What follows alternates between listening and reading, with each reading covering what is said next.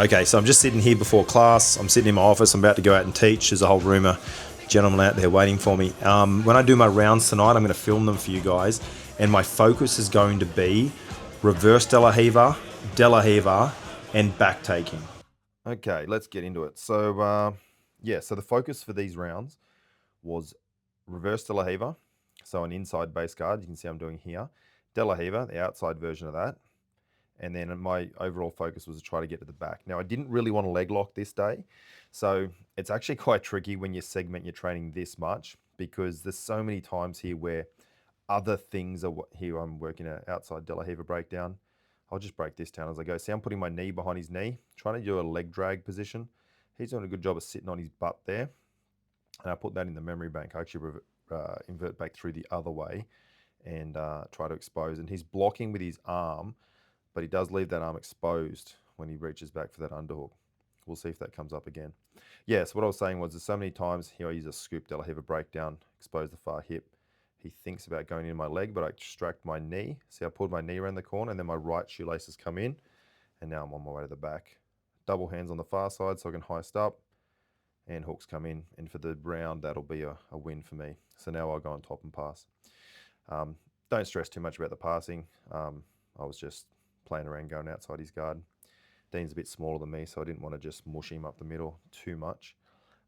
Yes, what I'm trying to say is there's so many times in these rounds where my training partner didn't present me with the posture that made sense for reverse De La Riva or De La Riva, and I kind of had to try and force it. So there's a few times where it's frustrating for me because I'm trying to choose something that's not quite the right option, but just bear with me. This is how you improve your game, is you work on certain things. So all I'm thinking here is, can I throw my feet to the outside? And if not, I've got the 1 foot on the inside. See, I wanted to play reverse De La Riva, but he's gone into some camping there. So I had to put a butterfly hook in. I'm looking, how can I get into one of those two guards? It was actually making me think a little bit. So he's on his knees, so there's no real options here. Again, I wasn't leg locking, so I didn't use that ashigarami for anything. And I know you can use De La Riva and reverse De La Riva to go into ashigaramis. I just didn't do that. So see, that time I came up on top of him, he thought he'd be clever and sit on his butt like he did the other times. And I just came up on top. So I put it in the memory bank the first time. So I'm just controlling his feet here so he's very good at posting on my hips and using little tripod sweeps. I tried to use a knee cut through his De La Riva. Cradle here, back exposure. Knee comes around the corner. We're just kind of playing. This was my first round, so I was just warming my body up too. Just staying past his guard, a little bit of crab ride there. And I use that crab ride to get a bottom hook's not in, he sits off. And now I just control. This was sad for Dean. He has a habit of getting his hands stuck behind his back. I think a few of the other boys are saying, Dean, what are you doing? It's important to have a bit of fun when you train. It's not all serious. So then we switch back over again. So I'm looking at his knee positioning. If his knee goes inside the line of his ankle, I'll break him down with the De La Riva. He came back across the body, so I went into reverse De La Riva. Here I thought, I'll leg lock, and then I was like, no, I'm not leg locking much today. I'll go back to the back take. So I bring my knee back around the corner. And this time I punish him for putting that arm in. I go omoplata, and he limps his arm out. So I switched back to triangle and climbed over the top into what we call an ankle triangle. So I'm using my quad there to keep his head down until I lock the triangle. And now this is very tight. Ankle triangle is a really useful one. If you're not using that, learn the ankle triangle. I gave a little smile to the camera there. Look, it's just training. It doesn't mean anything, but it's still fun to do good stuff, isn't it? So here I go for a knee cut. And I use that sort of leg hugging pass that's becoming very popular at the moment. And then I swim and widen both my elbows to swim through the legs there. I'm trying to operate as smooth and as technically as possible. That's how I'm thinking about it. So you see that the knee pull hand is very important when you're playing De La Riva or reverse De La Riva. And see how he's off balance? That's a good sign. If you can have your partner off balance, that's a good sign. That inversion I just hit there is something to work on, pumping your knee to your chest.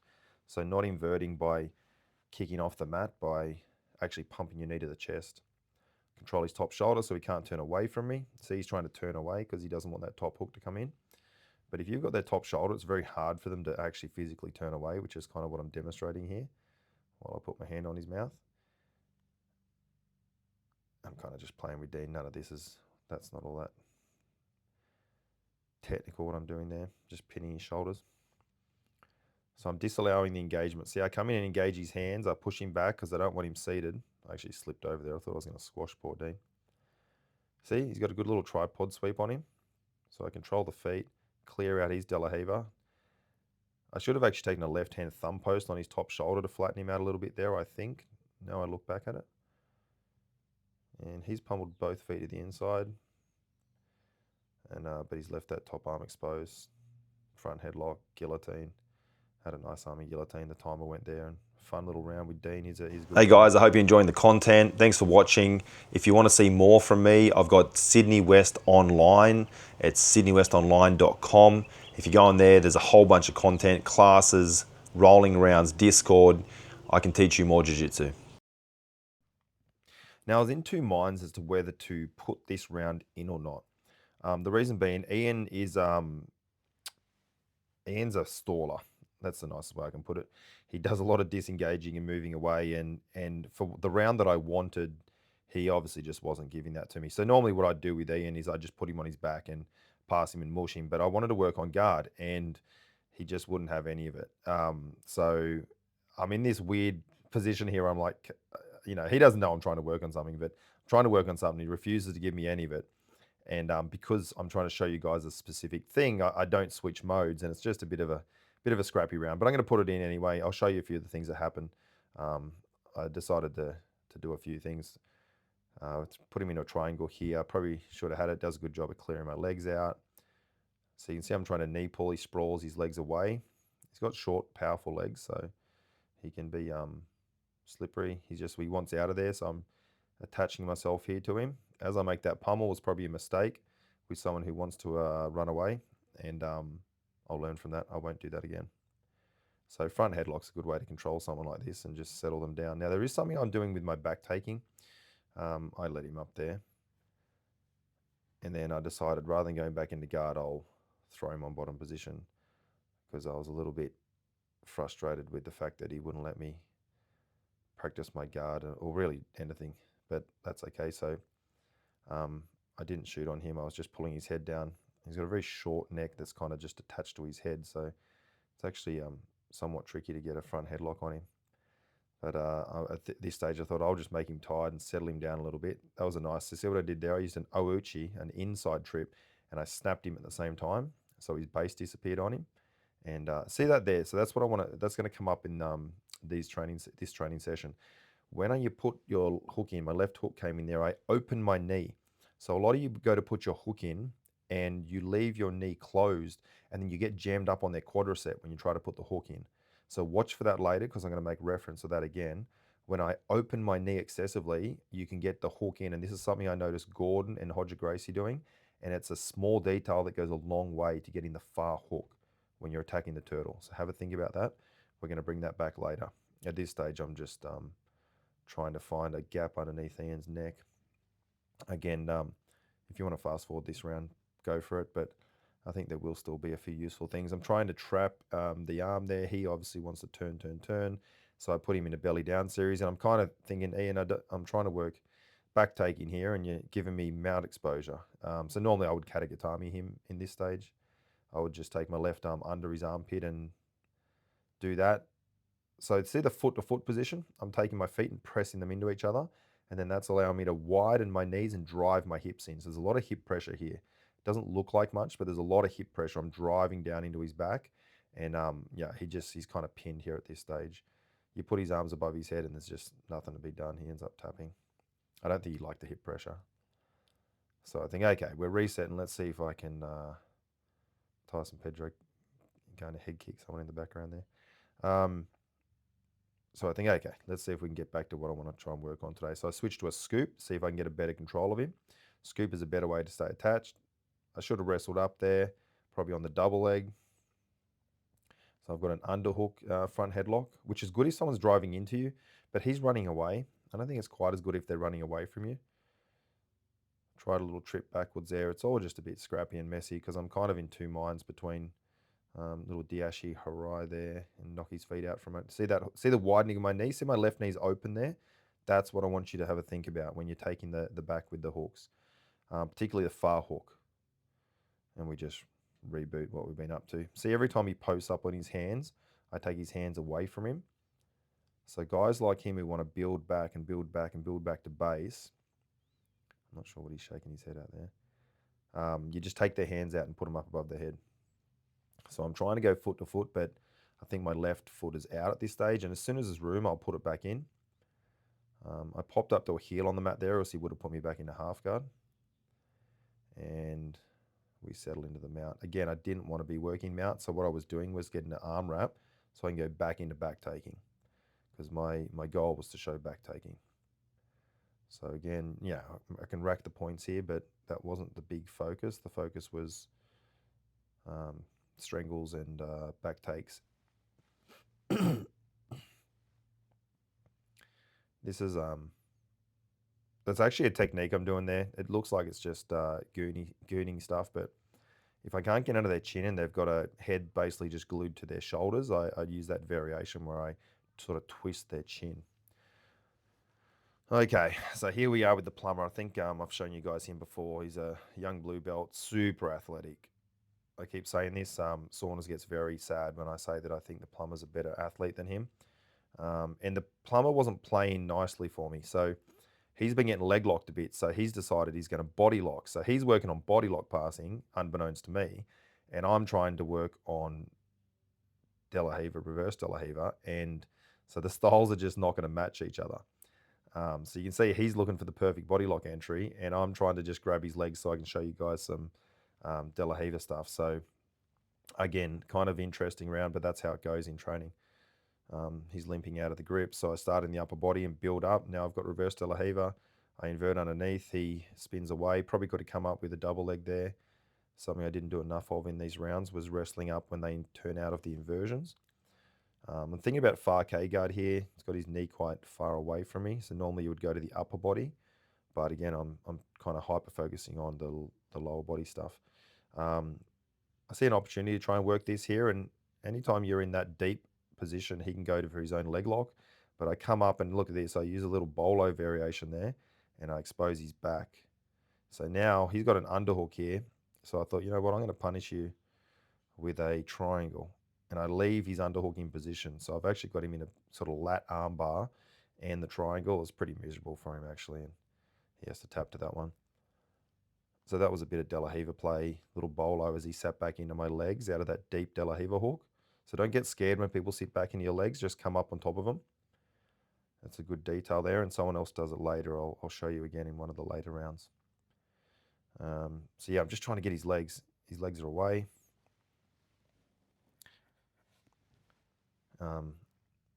It's somewhat frustrating to watch because I'm not doing jiu-jitsu how I like to do it, which is just whatever makes sense presented from my opponent or whatever I can create, whereas I'm trying to force things at the moment, and it's not the best way to do jiu-jitsu. So here I had an underhook. I could have gone into dogfight. I could have gone into my lower leg shift series, half guard, but I knew that that wasn't really what we were working on, so I was in two minds. He just gave me such a deep underhook, I decided to sumigashi. His balance is cat-like, and he ends up in turtle. So what I do here is I think I'll save myself by keeping control of this arm. And I knew once I got a figure four grip, I could, I wouldn't fall off the position. And now I'm thinking back triangle. Again, he's defending well and just flipping out and just being a crazy man. He moves in such an unusual way. So see here, if you've got this Kimura, they cannot go belly down. It's like I showed you before before I had just an underhook keeping Dean flat. That Kimura keeps him down. I'm trying to feed to an ankle triangle there. He blocks that, so I go into a back triangle. And it's actually not a very good back triangle. So watch, I'm going to lock my left. See, I've locked it up, but my right foot's across the body. He actually could have probably got out of this if he knew how to.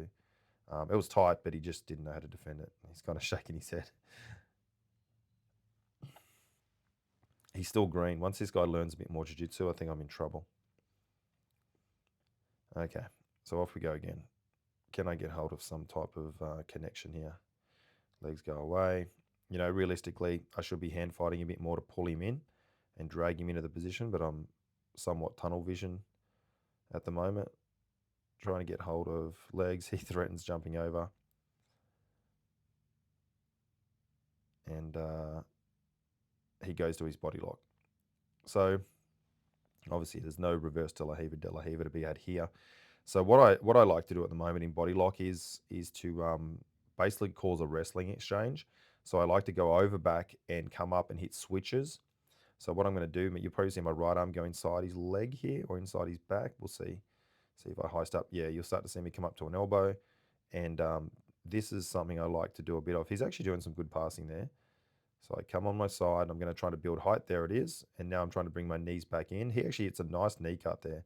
Not sure if he meant to do that or if he just did it accidentally, but he's doing well at this stage. But no pass consolidated. Now my hook comes in, so I can go Yoko Sumigashi, and that was crazy what he did there. I should have won that. I did get my knee back in, but yeah, his balance is good. Sumigashi, again, it's hard to Sumigashi these guys who do the sort of stuff he does, but it gives me a front headlock. So don't be afraid to do it to him. Here I hit the cradle, lift him up, and I sit him down from the cradle. Back exposure like earlier, but I'm over the shoulder there. So see my left leg's over the shoulder? That's why I'm too high here, and I don't have anything good to hold on to except that underhook. So it's the only thing keeping me on. I didn't have the Kimura grip like last time, so I slip off the top. And now I'm just rebooting what we looked at before. I go to the Kimura this time, and I actually put him through onto his back. I should have had the back there, and he slips his elbow. It's crazy the scrambles this kid makes. I'm going to heist again and keep rebooting. He actually had my heart rate up a little bit at this stage. I was quite impressed with him. I'm feeding him into a triangle here, and he keeps his head down, so I go omoplata. So watch what I do here. I knew it was close to the end of the round, so I can sit up, and I'm ready to go, but he rolls. So I roll with him. I look away, and watch me get the far shoulder. See my two hands on the shoulder? I reverse hip escape away, and I get the omoplata there. So got him right on the buzzer too. That was nice. That was a good round with the plumber. Okay, so here we go. Another round. This is in the advanced class now. Another one of the big, strong blue belts. I call him Budo because he wore a rash guard once that said that on it. So I'll refer to him as Budo. He gives me a little bit more of a chance to play. So you'll see me invert here. Even with the ankle control, I still got my knee under his knee. And that gets me through into the little backside position here. And I'm controlling his far leg. If I can get the far leg, I'm good. Now I can build to the hips. Once I get the hips, I can get the back. And that's what I do here. And I just stay behind his legs. He tries to roll through. Watch if I use my right knee. Yep, see the open right knee? Follow the back. And that's a good example of that back taking that I want you guys to take out of this video. The far hook, opening your knee, and you'll be able to get your heel in there substantially easier. I'm using cross gripping here, so I'm trying to trap his arms on the back, and I do a fair bit of that this round from memory. And I'm just running some defense with the left hand just to get him busy. Gives me enough time to trap there, and I'm using my, let's see, I think I reached, yeah, I see I reached down with my hand there to assist the left leg before I lock it up, so he can't pummel his arm back. And then I use this little short choke variation. Marcelo Garcia used to use this a lot, where he'd go to a short choke and just reach across the neck and strangle from there. So it's something I've gone back to a little bit. So I'm in a supine position here, see if I can get hold of something. He does a good little limp out. That's nice. And I'm just throwing my legs wide like a net. And because of that, he decides to scoop and go under, which was very good. That was good decision making by him. He's stuck too far down the body there though. So see, I've got Sumigashi's on offer here again. I kind of want to go to the guards we're working on. Reverse De La Riva. I'm going to kick him away and invert my knee underneath if I can. See, I knee lever him away there first because his knee wasn't in a position suitable for me to go underneath. I'm going to go back to the outside, and that's the game, is go inside, outside, inside, outside. I put him into a scoop X guard. I can't see my legs. Yeah, I think we've got a scoop X guard. And I think I'm going to pass the leg across the body and go, and let's see what I do here. No, he got out of the scoop. Back to reverse De La Riva, it looks like. So I'm going to knee lever him away. False reap, I think I was thinking there, but he controlled the leg well. So I go back to the outside and watch. He won't be able to help himself. He's going to go to that leg. And then watch this. See my knee? My knee is wedging, so he can't claim my knee line till I come up. And then I stack him here in the 50-50. And I just back step all the way over. I could have gone into a bolo back take, but I just came all the way around. And we're back on top. So if you watch back that sequence, that was pretty cool. You'll notice my knee does a shearing motion, so he can't claim my knee line as I backstep. There's that widening of the right knee again that we spoke about earlier. With a wrist control, that works really well. And then we're back onto the back here. And I go straight into trapping. Doesn't look like much, but on the way to the back, I'm using cross gripping. And once my ankles are locked like this above the hip line, it's pretty miserable for him. Got that short choke. I'm under his chin. I'm just lifting the chin, and he's in some strife there because I've got his both his hands busy. So I'm pretty happy. I'm getting to do a little bit more this round. He's just giving me a bit more of the posture that's suiting what I'm doing. Tries the knee cut out there. And, we're playing Z guard right now, but I don't really want to keep in this position. I'm hoping that he will come up and play the game with me a little bit. Again, they didn't know what I was up to. They just, they're just doing their thing. Anytime they're in this double leg pass like that, just push their shoulders down the body. It's nearly impossible to pass when you're stuck down there like that. So now I'm going inside, outside, inside, outside. See there? I'm considering false reap. Back to reverse De La Riva. Kick, kick, kick. Got underneath. Get the far leg. He tried to go. Got the hips. And as long as he doesn't pull a leg through, I'm good. I'm in a leg drag here. And then from leg drag, I can really do whatever I want. At this stage, I'm kind of just floating on top of him and playing around. I use a reverse grip to step off his hook. And I'm basically just sitting on him at this stage. I was seeing if I could do the splits and stay on top of him. I don't know why I decided to do that, but that's what I was doing at this stage. Following the back, I think he's getting tired at this stage too, maybe. See how I flatten there, widen the knees? And that's a skill you learn early in your jiu-jitsu career and, probably white belt, but probably never master. So always work on flattening people from the back. See, I bring the hook in there and instead of staying on the triangle, because I want to go back to that foot-to-foot position we looked at earlier. Back to arm trapping, got both the arms trapped. He thought he could bring his foot up to ankle lock me, but that wasn't going to happen with how high I had my feet locked. And the floodgates are open. The poor young fella's having a hard time. I don't normally do many back attacks with him. Okay, so this is the last round. I hope you guys are enjoying it. And if you are enjoying it, please consider jumping on Sydney West Online and subscribing on there. And there's a lot more teachings, and you can learn the style of jiu-jitsu that I'm showing you guys. Okay, so this is young Speary again, young blue belt, 19. Spends all his day in the gym, loves leg locking, actually likes all the guard I'm going to do to him. So let's see here. I go outside De La Riva, break him down. I actually learnt that from Canard. He showed me that when we trained years ago. And then I go all the way through into saddle. He sat his weight right back. So see here, you got to be careful about your LCL getting busted. But the way that I did that, I used my hamstring instead of my knee. I rolled him through and I immediately put him into a reverse clover. So what it meant was, see the secondary leg is locked in a position where it's underneath the primary. So the primary's by itself. So it's easy enough to pass this. So I use an undercross to pass into this is the worst position he can be in. I Z lock him there. That's, I think, the hardest position to escape, maybe in leg locking. But anyway, young Spear, he's very good. He likes all this sort of stuff. He had a sore ankle on this side, so I was trying to not attack that leg too much. I did grab it a few times, but I was trying to not put too much heat in it. So see, knee pull and ankle grip. So the knee pull is important for your De La Riva and reverse De La Riva. Looks like I'm going to go saddle on that leg. See, his knee's high, so I go bear trap, and I keep the secondary leg control. So we've got a bear trap here because I'm below the knee, and I've got a double leg control on the far side. So I'm having a little think here. I don't really want to attack that sore leg of his, so I come off it and just go back to an inside position, and we just kind of reset. So see my right hand, I'm knee pulling, and you'll just see me go inside, outside. So I'm considering which variation of guard I'm going to use. I go back to the inside, get his foot off the mat. I can invert if I can see a knee lever there. I knocked him backwards. I've gone deep over wrap. If you watch that, right arm's deep over wrap.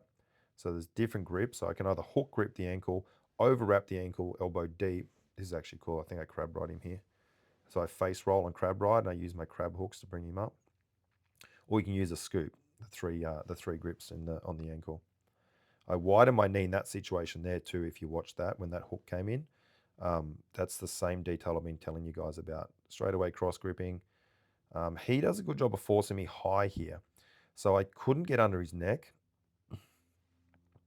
he was forcing me high.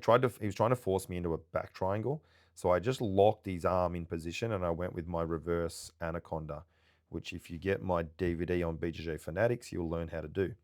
And it was so tight. Like it was a trapped arm in that. It was ungodly tight. All right, so we're off again. I know it feels like I'm plugging stuff, but if you're enjoying what I'm teaching, by all means, Sydney West Online and BJJ Fanatics Head Arm Mastery, I think is the name of my DVD. He was thinking about doing a knee bar to me here, a little dog bar, and I didn't want that to happen. So I just hit him with a Sumigashi. He was doing an over-under pass. He's trying to get his legs in play there because he loves leg locking. Now I lock up a guillotine here, and I'm reasonably happy with it. My hands are a little bit low. I think a little bit low. His head's a bit far down the body. I'm not in a position, so I switch. And I thought, can I pull my hand up and over his shoulder? And then I couldn't really do that. So I was in a bit of a position here where because I was over his shoulder, I couldn't get the pressure I needed. So I switched to triangle. So if I'm too much over his arm to get the guillotine, you can switch to triangle, which is what I just did there. And I think I'll get the triangle on him. He tries to sit back and throw his legs over, which is a good idea. But I knew I had it at this stage, and he nearly got strangled before he got back there. Yeah, you can see he's sort of half strangled. Yeah, good effort by the young fella. So I went to that triangle because I couldn't get the guillotine to work. And back to programming here, seeing if I can get one of those guards going. I've got my reverse De La Riva green, but now his hip's gone away, so I'm kind of waiting for him to come back to me here. Let's see where we go next. Yeah, I put that hook in, go De La Riva on this leg. I'm going to switch on my left hip and maybe go reverse De La Riva, it looks like. But he's angling off. I do a little kick. See that pump? He's trying to pull my legs back through to attack here, so I'm being a little careful. So I pummel back to inside position, and then I just come up into top on the leg drag and stack him. If you watch Rafa Mendes, he's the guy that kind of became the master of all that stuff. He's in a pretty rough stack here. I can definitely pass him. I can't remember what I was thinking at this stage. I think I was thinking, how do I get to the back? So attaching to a seatbelt, let's see if I widen my right knee. I do. It really hasn't failed me this whole training session, that. I got more far hooks focusing on that than I think ever before. I'd actually realized Hodger doing it a few months ago, but I hadn't been doing much back taking. So I'm happy to see that that's working. There's that trapped arm again. That's John's straight jacket system that he showed many, many years ago to 2016. I think I first learned that from him. Here's that short choke, that Marcelo short choke under his chin. He's doing a good job of turning into it. This was being a little bit awkward for me. So I just come out and just strip his hands out of the way. That was actually good, but he's still in a trapped arm. So see this here? Anytime you can lock the triangle, this is good. And you always put that trapped arm on the low side. At this stage, he's in some real trouble. So I'm neck pummeling and I fight the top hand off. And I mean, there's not much to be done here. That's just kind of the end of it. Thanks for watching, guys. That was fun. Hope you enjoyed it.